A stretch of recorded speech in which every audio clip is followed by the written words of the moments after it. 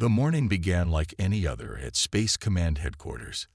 Lieutenant Greg Porter yawned as he monitored the deep space radar array. His coffee had gone cold, and the quiet hum of computers filled the room. Then, a sharp beep broke the silence. What the? Greg leaned forward, adjusting his glasses. The readings made no sense. Something massive had just appeared at the edge of the solar system, moving at impossible speeds. Within hours, every major government knew. Within a day, so did the public. An alien vessel, nearly the size of Manhattan, had entered our solar system and was heading directly for Earth. Captain Elaine Murphy stood on the bridge of the UN Space Force vessel, Horizon, her hands clasped behind her back as she stared at the viewscreen.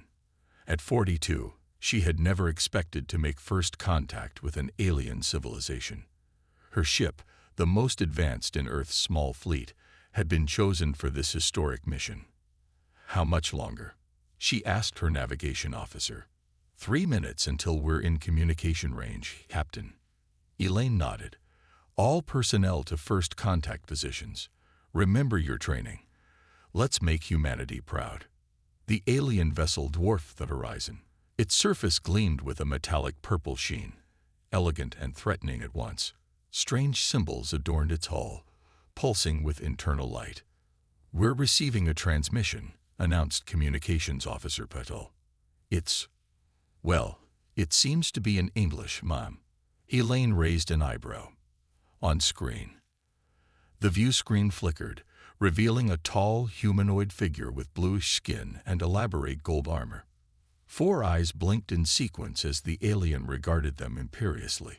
I am High Admiral Zex Talon of the Eternal Galactic Empire. Your primitive world has been granted the supreme honor of joining our glorious domain. Prepare your leaders for immediate surrender ceremonies and integration protocols. Resistance is not advised, though it would provide our warriors with amusing sport. A tense silence fell over the bridge. Lieutenant Gary Watson, the cultural and linguistic specialist, suddenly snorted, trying to hold back laughter. Lieutenant, Captain Murphy turned, frowning. I'm sorry, Captain, Watson said, composing himself. It's just, that was the most cliché alien invasion speech I've ever heard. It's like they watched our old sci-fi movies and thought that's how you're supposed to talk. A few other crew members struggled to maintain their composure. Captain Murphy turned back to the screen. High Admiral Zex Talon, I am Captain Elaine Murphy of Earth. We welcome peaceful contact with your civilization, but Earth is not surrendering to anyone. Perhaps we could arrange a proper diplomatic meeting instead. The alien's 4 eyes blinked rapidly in what appeared to be confusion. You do not tremble. You do not immediately accept our generous offer of vassalage. This is most irregular. Generous offer.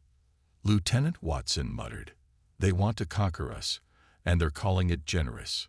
High Admiral Zex Talon's posture stiffened further. Captain, perhaps I was unclear. The Galactic Empire spans 12,000 star systems. Our military might is unmatched in 3 galactic sectors. Planets far more advanced than yours have wisely chosen submission.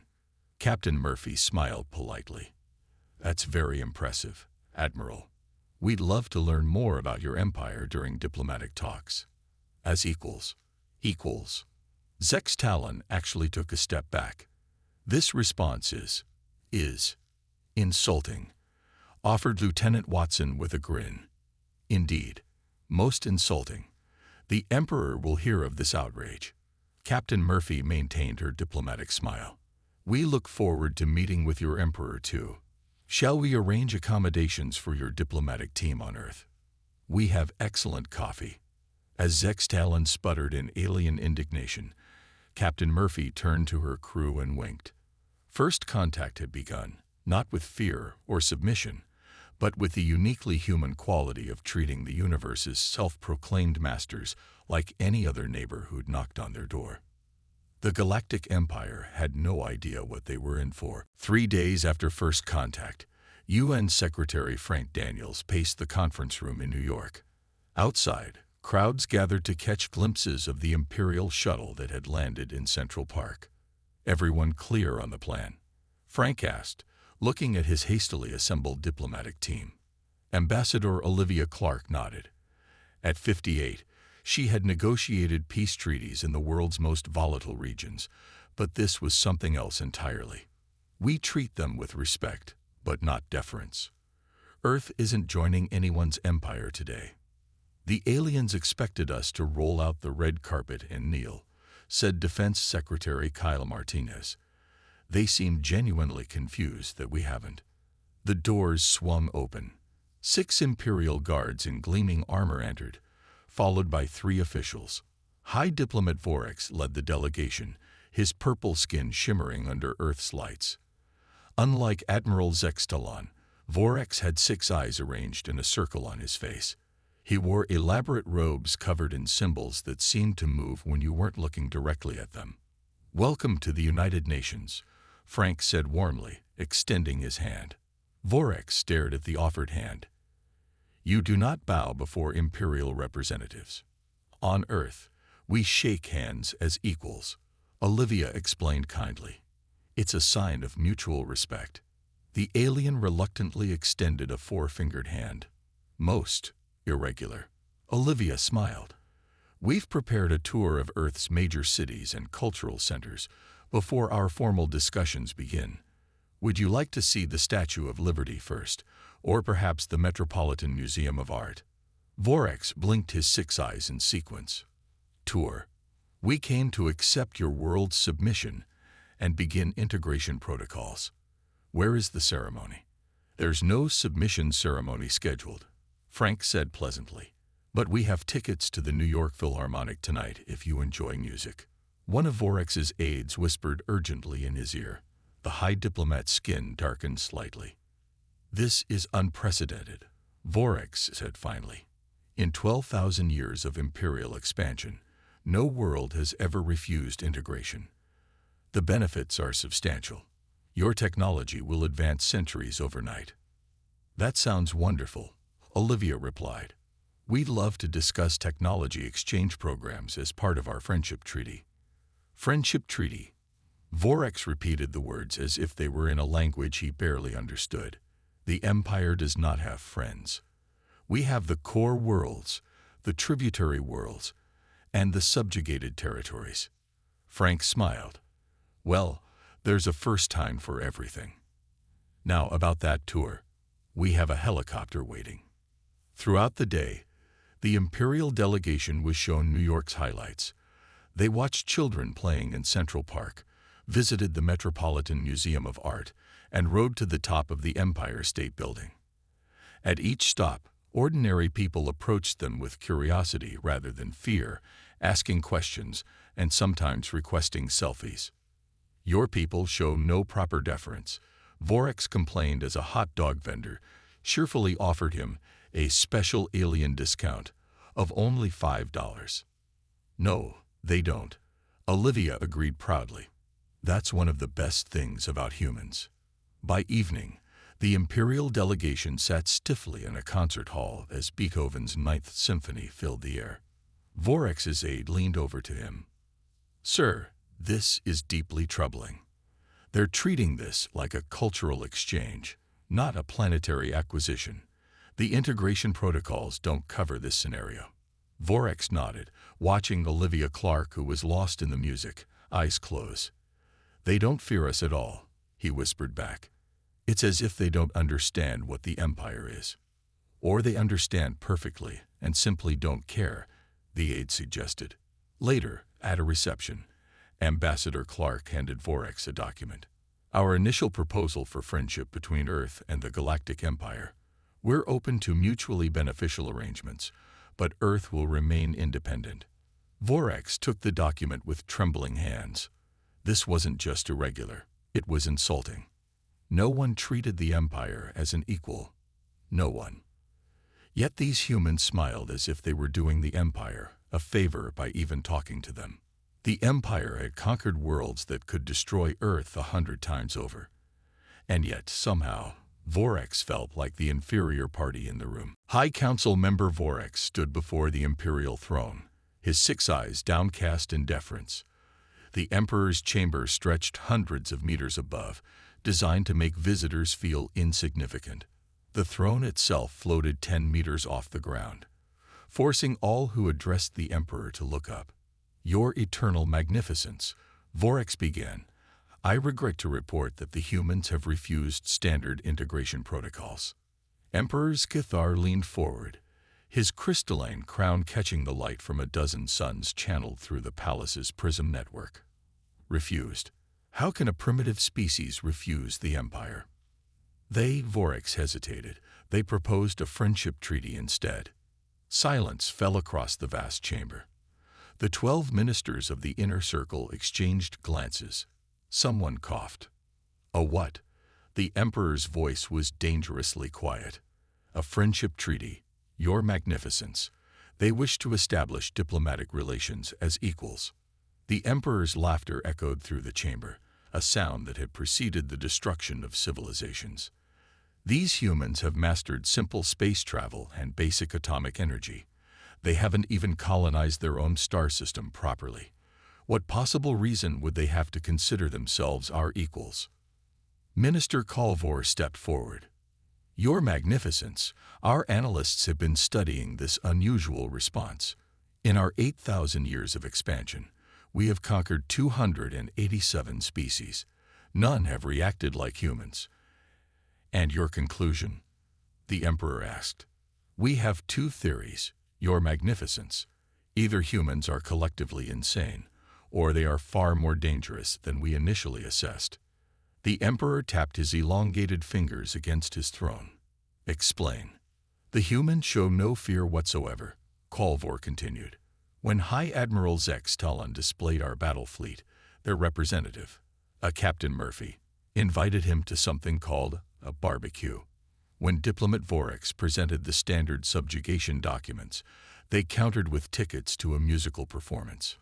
"Perhaps they don't understand the situation," suggested another minister. "We believe they understand perfectly," Kalvor replied. "They simply don't care. This suggests either madness or a hidden confidence we cannot explain." The Emperor rose from his throne, causing everyone to bow deeply. "There is one who might provide insight. Bring in the human who serves us." Minutes later, John Martinez entered the throne room. Captured during an early exploration mission 15 years ago, he had proven his worth and risen to become the only human advisor to the Empire. "Martinez," the Emperor addressed him, "your species has baffled us. Explain their reaction to our integration offer." Martinez fought to hide his smile. "Your Magnificence, what you're seeing is typically human. We're stubborn. But they must recognize our superior power," insisted Vorax. Martinez shrugged. "Probably. But humans have a saying. Come at me, bro. It means we don't back down even when we should." "This is not rational," Kalvor objected. "No, it's not," Martinez agreed. "Throughout human history, smaller forces have stood against larger ones, sometimes winning through sheer determination. The humans aren't being deliberately insulting. They're just being human." The Emperor settled back on his throne. "What do you suggest we do with these stubborn humans?" Martinez chose his words carefully. "A demonstration of power won't work. It will only make them more resistant. I suggest cultural exchange first. Let them see the benefits of the Empire before demanding submission." "Cultural exchange." The Emperor's voice carried disbelief. "We do not exchange culture. We bestow it upon lesser beings. That approach won't work with humans," Martinez warned. "They'll just get more insulting." After Martinez was dismissed, the Emperor addressed his council. "Send cultural officers to this Earth. If the humans wish to play diplomatic games, we shall indulge them briefly. Meanwhile, position our 7th Fleet at their system's edge. If cultural methods fail, we shall remind them of the consequences of defying the Empire." As the council dispersed, Minister Kalvor approached Vorax. "Did you notice Martinez was smiling? He's proud of his species' response." Vorax's 6 eyes blinked in sequence. "Yes, that's what worries me most. These humans aren't afraid. They're enjoying this. The Imperial Cultural Delegation arrived at NASA's Kennedy Space Center with the pomp and circumstance befitting representatives of a 12,000-year-old galactic power. Their shuttle gleamed with metals unknown to Earth science, and the 7 officials wore robes that seemed to shimmer between colors that had no names in human languages. Professor Diane Foster waited for them, with a small team of Earth scientists, artists, and engineers. Her gray hair was pulled back in a simple ponytail, and she wore comfortable slacks and a button-up shirt rather than formal attire. "Welcome to Kennedy Space Center," she said warmly as the aliens disembarked. "I'm Professor Foster, head of Earth's Cultural Exchange Committee." Imperial Cultural Minister Vexnor looked down at her from his impressive 2-meter height. "We are here to begin your proper integration into Imperial culture. We shall instruct you in the 47 approved art forms and the correct methods of worshipping the Eternal Emperor." Diane smiled. "That sounds fascinating. But first, would you like to see our rocket museum? We've preserved the evolution of our space technology, from the first rockets to our current ion drives." "Primitive artifacts hold little interest," Vexnor replied dismissively. "We have brought Imperial educational modules that will elevate your understanding." "Maybe later," Diane said, already walking toward the museum. "Trust me, you'll find this interesting from an anthropological perspective." The aliens reluctantly followed. Inside the museum, engineer Kevin Russell was waiting beside a massive Saturn V rocket. "This baby took our first astronauts to the moon in 1969, he explained proudly. "Primitive by your standards, sure, but we built this when our computers were less powerful than your wristbands." The aliens exchanged glances but remained unimpressed. "And this," Kevin continued, moving to a newer display, "is our first functional ion drive from 2031. Not as advanced as yours, but we engineered it with materials found only on Earth." One of the Imperial scientists, Zeth, leaned forward despite himself. "You achieved ion propulsion using only silicon-based conductors, without quantum crystalline matrices." "Had to work with what we had," Kevin shrugged. "Say, I've been meaning to ask. I noticed your shuttles use a modified Bussard ramjet system for FTL travel." Zeth's eyes widened. "You recognize our drive technology?" "Sure. The principle's sound, but your intake manifolds are creating drag at the quantum level." Kevin scratched his head casually. "If you adjusted the particle flow by about 13%, you'd get maybe 20% more efficiency." A stunned silence fell over the Imperial delegation. "This human cannot possibly understand our drive systems," Vexnor finally said. Kevin pulled out a tablet and quickly sketched a diagram. "See, here's your current configuration, and here's what I'm suggesting. The math checks out. Want me to show you?" While this conversation unfolded, Diane led the other officials through exhibits of Earth art, music, and literature. Rather than being awed by Imperial achievements, the humans asked probing questions and offered comparisons to their own works.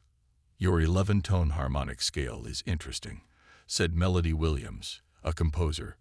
"We've experimented with microtonality too. Have you tried incorporating randomness into your compositions? I'd love to show you some John Cage." By day's end, the Imperial delegation was in disarray. They had come to educate primitives, but found themselves defending Imperial methods against casual suggestions for improvement. Back on their ship, Vexnor called an emergency meeting. "This is unprecedented," he said, pacing. "They ask questions about our technology as if they understand it. They suggest improvements to systems we've used for millennia." The engineer, Kevin Russell, was correct about the intake manifolds, Zeth admitted quietly. "I ran the simulations. His suggestion would increase efficiency by 22%. But that's impossible." Vexnor slammed his hand on the table. "They haven't even mastered basic interstellar travel." "Perhaps," offered another official, "they are more advanced than their infrastructure suggests. They speak of their primitive technology with a strange pride, as if they chose to develop slowly." "Or," said Zeth, "they're simply very good at understanding principles quickly." Vexenor's communication device chimed. The Emperor was requesting an update. What do I tell him? Vexenor asked desperately. That the primitives are teaching us. None of the others met his gaze. In just one day, their certainty about human inferiority had crumbled, and the cultural exchange had 6 more days scheduled. Emperor Scathar's patience had finally run out. For 3 weeks, the cultural exchange had continued with increasingly disturbing reports. Humans weren't just failing to show proper deference. They were suggesting improvements to imperial technology, comparing their art favorably to works that had been perfected over millennia, and worst of all, treating imperial officials like equals. Enough, the Emperor declared to his war council. Send the 7th Fleet. These humans require a demonstration of power they cannot ignore. Admiral Krex bowed. As you command, Eternal One. 50 Imperial warships, each capable of destroying a small moon, appeared in Earth's solar system the next day. They arranged themselves in the traditional crescent of dominance, a formation designed to inspire terror in primitive species. On Earth, the UN Security Council gathered in emergency session. The room was tense but not panicked. They've arranged themselves in attack formation, Defense Secretary Martinez reported. Typical Imperial intimidation tactic. Admiral Lisa Jones, commander of Earth's United Space Forces, nodded. We expected this. The cultural team did too good a job showing we aren't pushovers. UN Secretary Frank Daniels sighed. Options. I say we invite them to a baseball game, Admiral Jones suggested with a straight face. The room fell silent. A baseball game? Frank finally asked. Yes, sir. The Yankees are playing tonight. Great seats right behind home plate. Frank stared at her for a long moment. You know what? Perfect. Let's do it. 3 hours later, Imperial Fleet Commander Vraktor found himself sitting in Yankee Stadium, a foam finger labeled Yankees No. 1, awkwardly placed on his 4-fingered hand by an enthusiastic vendor. Admiral Lisa Jones sat beside him, eating a hot dog. Explain this ritual again, Vraktor asked, watching the pitcher wind up. Guy throws the ball. Other guy tries to hit it with the stick. Lisa explained between bites. Been playing this game for about 300 years on Earth. And this demonstrates your military resolve. How exactly? Lisa laughed. It doesn't.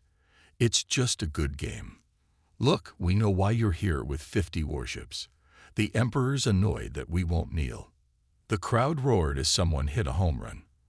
Vraktor flinched as 50,000 humans jumped to their feet around him. I have been authorized to deliver the Emperor's final ultimatum, Vraktor said when the noise subsided. Earth must accept Imperial rule within 24 hours or face the consequences. Lisa nodded thoughtfully, then pressed a button on her wristwatch. Jones to command. Activate protocol surprise party. Suddenly, on the massive stadium screen, live footage appeared of Earth's orbital space. A shimmer rippled around the planet, and then a previously invisible energy shield flickered into visibility, encasing the entire planet in a protective bubble. Vraktor's mouth fell open. That's Antillian barrier technology. Even the Empire only has it on our core worlds. Yeah, we reverse-engineered it from some Imperial tech we found on a derelict scout ship years ago, Lisa said casually. Made some improvements too. Your ships couldn't penetrate it with all their firepower combined. But you have primitive space vessels. Your fastest ships barely achieve light speed. Lisa shrugged. We decided to focus on defense before expanding. Seemed prudent with empires like yours around. She offered him some popcorn. Want some? It's really good with butter. Vraktor ignored the snack. You deceived the Empire. You pretended to be less advanced. No, we just didn't show all our cards at once. On Earth, we have a saying. Trust, but verify. We wanted to see what kind of neighbors you'd be before deciding how much to share. The crowd roared again as another Yankee rounded the vases. The Emperor will see this as the greatest insult yet, Vraktor warned. Maybe, Lisa agreed. Or maybe he'll finally understand we're serious about being treated as equals. Earth has no interest in conquering anyone, but we won't be conquered either.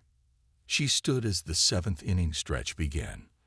Look, they're going to sing Take Me Out to the Ballgame now. You should join in. It's tradition. As Vraktor watched 50,000 humans sing together, while his supposedly terrifying fleet hung uselessly in space above them, he realized the Empire had drastically miscalculated. These humans weren't primitives playing at diplomacy. They were potential equals who simply hadn't bothered to announce themselves that way. Fleet Commander Vraktor returned to his flagship in a state of shock. His communication officers noticed his unusual silence as he settled into his command chair, staring at the view screen showing Earth's newly revealed planetary shield. "Sir, your orders?" his second-in-command finally ventured. Vraktor's four-fingered hand tightened on the armrest. "Contact the Emperor." Immediately, when Emperor Skithar's image appeared on the screen, his crystalline crown seemed to darken with his mood. "Commander, why has Earth not yet begun surrender preparations?" "Your Magnificence," Vraktor began carefully, "the humans have revealed certain technological capabilities we were unaware of." "Explain." The commander transmitted the footage of Earth's planetary shield activating. They have a Xantilian-class barrier system protecting their entire planet. Our weapons cannot penetrate it. The Emperor's expression didn't change, but the temperature in his throne room dropped noticeably. "Impossible. That technology is restricted to our 5 core worlds." "Nevertheless, they have it, Your Magnificence, and they claim to have improved upon our design." The Emperor was silent for a long moment. "Show them the consequences of defiance. Destroy their moon, the uninhabited one, Your Magnificence." "Yes, let them witness true imperial power." Hours later, the Earth's Defense Council watched as the Imperial fleet positioned itself around Phobos, one of Mars' small moons. No humans had yet established permanent bases there. "They're going to destroy it," Admiral Jones said calmly. "Classic intimidation tactic." Dr. Alan Parker nodded, adjusting his glasses as he monitored readings on his tablet. "Let them. It's the perfect opportunity to gather data on their weapon systems." The Imperial flagship fired a concentrated beam of energy that struck Phobos, shattering the small moon into thousands of fragments. The debris formed a new thin ring around Mars. "Impressive," Dr. Parker noted, swiping through readings. "Though their particle beam technology is less efficient than what we developed in 2042. UN Secretary Frank Daniels sighed. "I suppose we should respond before they blow up something important." "Already on it," Dr. Parker said, pressing a button on his device. In space, a previously invisible Earth defense satellite decloaked near the Imperial fleet. It fired a thin blue beam that passed harmlessly between 2 Imperial vessels, striking a small asteroid in the distance. The asteroid didn't explode. It simply vanished, leaving no trace behind. The Imperial fleet immediately shifted into defensive formation. "What was that?" demanded Emperor Skithar, who was watching the live feed. Dr. Parker's face appeared on the Imperial communications screen. "That was a matter conversion beam. It transforms matter directly into energy. We could have aimed it at your ships, but that would have been rude." General Kraz, who had taken command of the operation, glared at the human scientist. "You expect us to believe your weapons are superior to the Empire's? We have conquered 12,000 star systems. And that's very impressive," Dr. Parker said sincerely. "But you see, humans have been different from your other conquests. We detected your scout ships decades ago and began preparing. We've been studying your technology from afar for years. If you have such advanced technology, why maintain the facade of primitive development?" General Kraz demanded. Dr. Parker shrugged. "We wanted to see if you'd be good neighbors before showing our cards. Your immediate demand for our submission wasn't encouraging. You have been deceiving us from the beginning," General Kraz accused. "Not deceiving, just not revealing everything," Dr. Parker corrected. "On Earth, When you meet new people, you don't immediately tell them all your strengths and weaknesses. You get to know them first. The imperial general was speechless. In the Empire's long history, no species had ever treated them with such casual disregard. "Look," Dr. Parker continued, his tone friendly, "we have no interest in fighting. We'd still like that friendship treaty we proposed. But we need you to understand that Earth won't be joining your empire as subjects. That option is off the table." General Kraz's skin darkened with anger. "The Emperor himself will hear of this." "Good," Dr. Parker replied. "We'd like to speak with him directly. Perhaps he'll be more reasonable than his representatives have been." As the transmission ended, General Kraz realized the humans had just delivered their own ultimatum, without ever threatening a thing. Somehow, that was the most insulting part of all. Emperor Scathar had not left the imperial throne world in over 200 years.